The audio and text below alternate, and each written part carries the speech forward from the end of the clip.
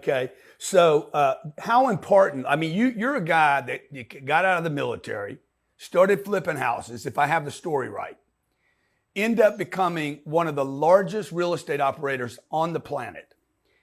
How important is this idea of scaling beyond your current situation? How important is scaling to a company or to an individual? Scalability is incredibly important. In the franchise industry in the United States, we have 4,000 franchisors who are trying to spread around the country. There's 10 of us that have at least 10,000 units each. Then it drops down dramatically to a bunch of brands that have 100 to 400, and then it really gets skinny, and you end up with probably 60% of the industry has fewer than 20 operating units. When you refer to a unit, David, what are you speaking of? If you talk about units, like Marriott is one of the top 10 in the United States, and literally now they've got tens of thousands of hotels and businesses they manage around the world. The rule of thumb in franchising is that it's a scalable operation, but you don't make money until you have at least 100 units open.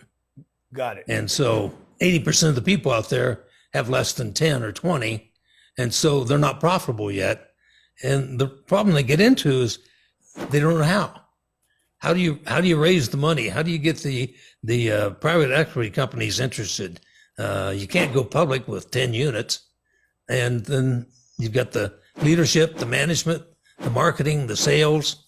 You got various state and federal laws. Everybody says, I want to be a franchisor, but they don't realize that realistically, you better start with $5 to $10 million to have the whole concept set up. And then you've got to market to beat heck until you can get up to breaking even. Until you get to 100 units, you have to sell more franchises and live off the franchise sales income and not worry about the royalty income. Yeah, just so I understand, when units mean franchise locations? Yes. So Remax has how many units? Oh, it's 9,000 something. Where, if you had to pick one of these, sales or marketing, you can't pick them both. Which is most important? I would say that in franchising, it's selling the franchises. To get the scalability you need a lot of units open. All great franchisors provide 4 or 5 things. It doesn't matter whether it's McDonald's or if it's Remax or if it's Marriott. That is, number 1, they have a unique product or service. Number 2, they have market share and a brand name. Number 3, they have training, systems, and technology. And number 4, they have group purchasing. So if you look at McDonald's, they're the biggest purchaser of potatoes in the world. Wow. And they're on contract with farmers all over the world for the next 5 years' crop. They've already agreed to it. They have inflationary adjustments so the farmer can make a profit, but they're literally buying a farmer's entire crop for 5 years in advance. And so I own a private golf course, no members. We use it for charitable fundraising events.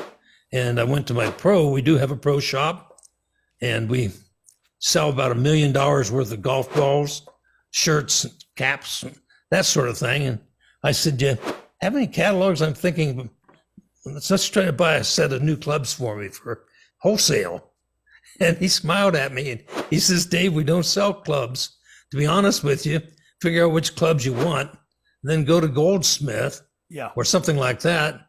They sell retail far less than what we can buy something wholesale." That's the scalability of it.